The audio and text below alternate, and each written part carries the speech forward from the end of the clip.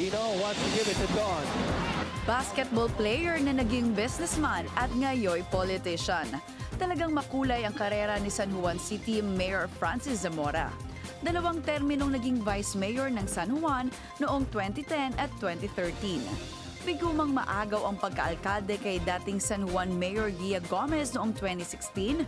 Tuluyan naman niyang naputol ang Ejercito Estrada Political Clan sa San Juan noong 2019. Bilang alkalde, isa sa tinutukan ni Mayor Zamora ang mga proyekto at programang malapit sa sikmura ng masa, gaya ng pabahay at health services.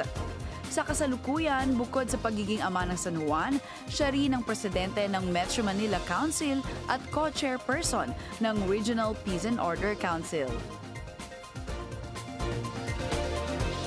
At para sa Politico on the Spot natin ngayong gabi, makakakwentuhan natin live si San Juan City Mayor Francis Zamora. Good evening, Mayor. Yes, good evening, Meiji at Dexter. Maraming salamat sa pag-imbita sa inyong programa. Thank you for your time. And thank you sa pagpaunlak na dito kayo sa studio. At dahil mainit po ang usapin ngayon, Mayor, kaugnay dito sa flood control projects, at hindi naman exempted ang San Juan sa mga binabahang lugar dito sa Metro Manila. May mga projects ba na flood control dito sa inyo? Opo, no, dito po sa San Juan, meron tayong 13 flood control projects at I'm proud to say, wala pong ghost project sa San Juan. Walang substandard? Walang substandard projects. Kami po ay na-inspect na po ng DPWH at nakikita po ng ating mga mamamayan ng mga proyektong ito. In fact, all our pumping stations po 100% operational. Just the other day, sa ating paghahanda para po sa Bagyong Opong, ay sinigurado po natin na maayos ang lahat ng ito. Merong operator, merong pong krudo.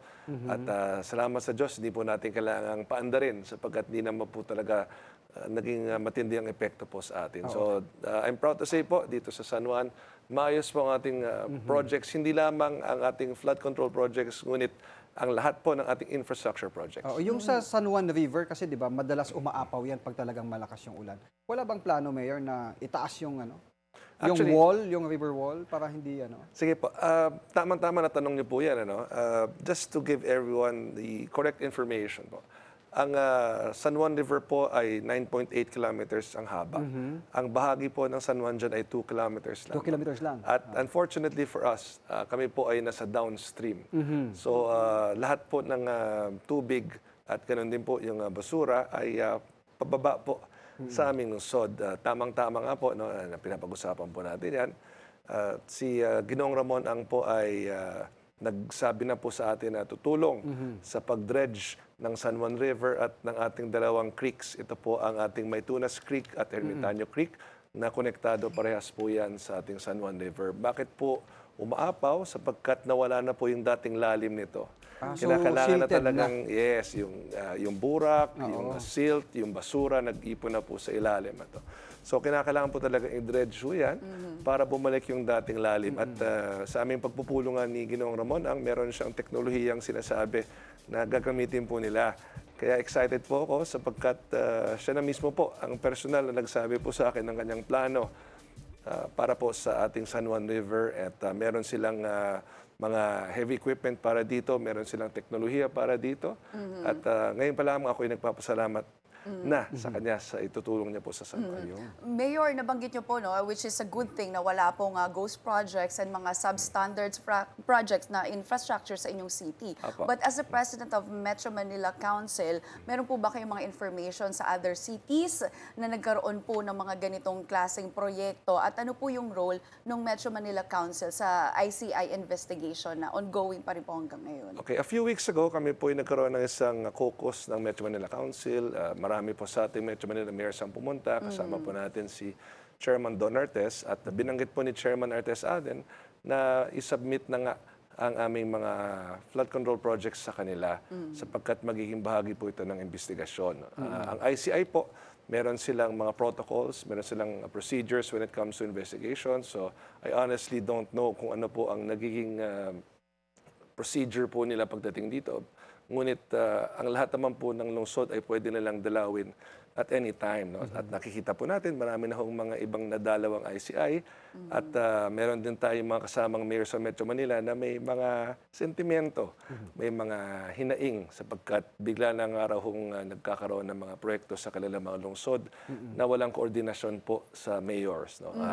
Kaya yun po ang gusto ko rin ibahagi po sa inyo ngayon na kami nagpapasalamat kay Pangulong Marcos sapagkat mula po nung nangyari ang lahat ng pag-uusap na ito patungkol sa flood control. Una, naglabas po siya ng direktiba about 1 month ago na kinakailangan po ang DPWH, ganun din ang ating mga national government agencies. Dapat po sila ay makipag-ugnayan sa mga LGUs. Hindi na pwede yung nakasanayan nila na bigla na lang maghuhukay, bigla na lang may itatayo. No? Kasi sa totoo, nangyari po talaga yan. I consulted my fellow Metro Manila mayors and as a National President of the League of Cities of the Philippines, I also consulted my fellow city mayors in the provinces. At talagang grabe daw po doon. No? So nagkakaroon ng proyekto na hindi po alam ng mga LGU. Bigla na lang kung nagsisimula na. Nalalaman na lang nila pag naghukay na or tinatayo na. So dito po, paano po yung magiging proseso niyan? Kumbaga, magagaling muna sa national, sa DPWH, tapos ipopropose po sa LGU, and then kayo po yung signatory, yung last na magsasign nitong approval ng projects. Ganun po ba yun, Mayor? Well, ang directive po ng Pangulo ay dapat makipag-ugnayan sa LGU. So, hindi na uubra yung bigla na lang maghuhukay sila. So manggagaling muna kay LGU yung mga proposed projects, approval sa national? Actually, that's how it should be. Because again, paano malalaman ng national anong kailangan namin? Dapat kami ang nagsasabi sa kanila, DPWH, ito ang kailangan namin. Ito ang mga kalye namin na kailangan ng pumping station. Ito ang mga barangay na kailangan ng slope protection. Ito ang mga lugar na kailangan improve yung drainage systems. Sapagkat kung hindi po nila kami kukonsultahin, paano nila malalaman? Sa tingin ko po, mas alam ni Mayor kaysa sa mga district engineer na hindi naman po nakatira sa aming lungsod. So yan po ang aming pakiramdam pagdating po rito. No? At kami ngayon nagpapasalamat sa ating Pangulong Marcos sapagkat yan po ay bagay na intindihan niya dahil siya ay dating gobernador. So ngayon po, last week, hindi lamang ngayon koordinasyon at approval. Ngayon po ay bibigyan na rin po ng otoridad ang mga mayors na pumirma ng Certificate of Acceptance. Bakit kapag natapos na? Pag natapos na, bakit po mahalaga yan? We will not sign any document kung hindi namin nakitang tapos ang proyekto. Tsaka kung substandard. At kung substandard, yes. Dati po kasi, like what I said, minsan, nababayaran na nga yung contractor, wala pang project. And minsan, hindi rin nga alam ng mayor na doon pala sa kanyang lungsod, merong naipasok na pondo, meron palang proyektong supposedly na nagawa. Much worse, nabayaran pa yung contractor. So ngayon po, no, sa ganitong sistema, na magiging involved na po kami sa accountability process, I will not sign. Ako po, I will never sign any certificate of completion kung hindi naman po nakumpleto or kung hindi naman po within specifications yung ginawa po nila. So yan po mahalaga po rito. Lalo pang init ang ating mga usapan dito kay Mayor at nabanggit niya kanina, siguro pa-follow up natin mamaya yung tungkol sa basura, lalo na dito sa Metro Manila. Sir, yung nabitin kong question, yung basura ang isa sa mga isinisisi na laging dahilan ng mga malawakang pagbaha sa Metro Manila. Ano na po yung mga hakbang na ginagawa ng Metro Manila Council para naman masolusyonan ito? At medyo matagal na rin problema sa Metro Manila yung basura. Yes, Dexter at Meiji, no? Ito, tanongin ko po kayo. Kapag bumabagyo, kapag bumabaha at humupa ng tubig, ano pong nakikita natin sa mga kalye? Nakikita natin yung basura. Ano nakikita po natin sa ating mga ilog, sa ating mga creek? Basura. Tila naging malaking basurahan na po ang ating mga ilog, ating mga creek.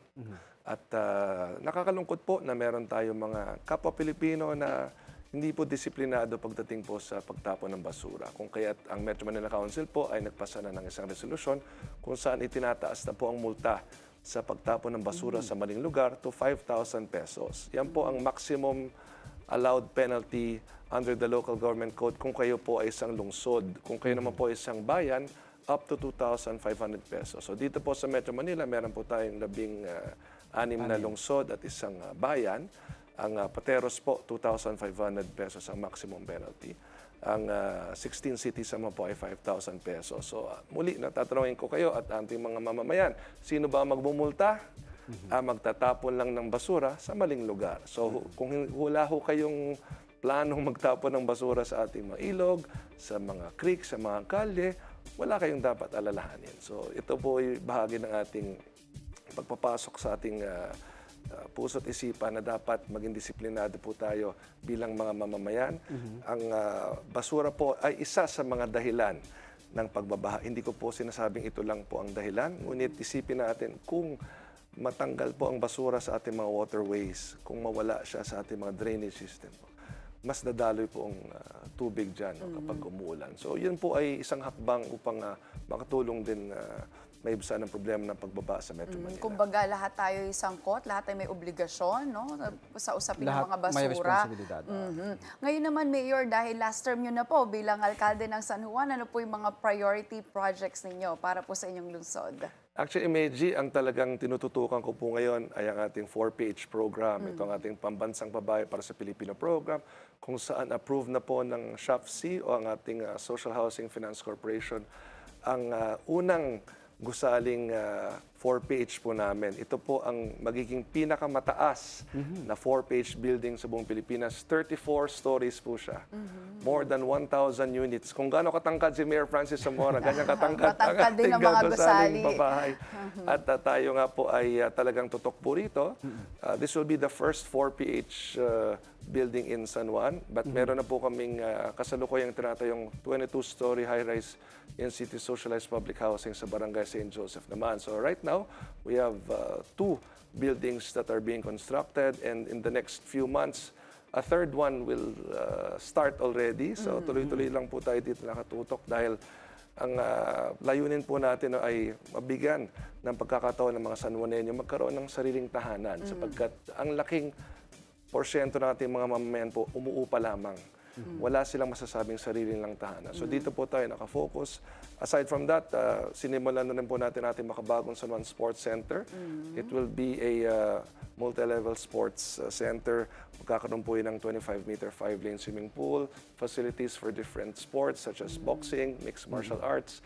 Magkakaroon po yan ng indoor jogging track, physical fitness gym, basketball, volleyball stadium, pati po badminton court, pickleball court. Importante po yan na maging sporty and active, no? Yes, Ang ating mga kababayan at especially mga kabataan.